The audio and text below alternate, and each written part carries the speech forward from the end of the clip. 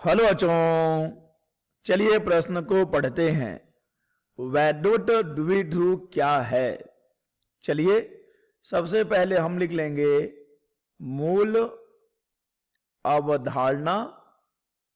मूल अवधारणा जिस पर कि यह प्रश्न आधारित है, यह प्रश्न आधारित है वैद्युत द्विध्रुव पर। वैद्युत द्विध्रुव, और इस प्रश्न में हमें वैद्युत द्विध्रुव को ही बताना है कि क्या होता है वैद्युत द्विध्रुव। तो चलिए बच्चों समझते हैं कि क्या होता है वैद्युत द्विध्रुव। बच्चों, वैद्युत द्विध्रुव अल्प दूरी पर स्थित दो समान परिमाण के, ठीक है बच्चों, तो हम बहुत अल्प दूरी की बात करते हैं और इस अल्प दूरी को हम 2L से दिखा देंगे, 2L से दिखा देंगे। और इस अल्प दूरी पर दो समान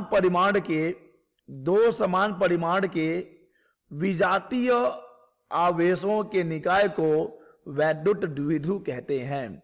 कहने का तात्पर्य यह है बच्चों कि एक ऐसा निकाय जिसमें दो आवेश हैं, दोनों आवेशों के परिमाण बराबर हैं परंतु उनकी प्रकृति विपरीत है, ऐसे निकाय को हम कहते हैं वैद्युत द्विध्रुव। तो चलिए बच्चों परिभाषा लिख लेते हैं। अल्प दूरी पर स्थित दो समान परिमाण के विजातीय आवेशों के निकाय को वैद्युत द्विध्रुव कहते हैं। वैद्युत द्विध्रुव कहते हैं। तो बच्चों ये है इस प्रश्न का उत्तर कि क्या है वैद्युत द्विध्रुव। वैद्युत द्विध्रुव अल्प दूरी पर स्थित दो समान परिमाण के विजातीय आवेशों के निकाय को हम वैद्युत द्विध्रुव कहते हैं।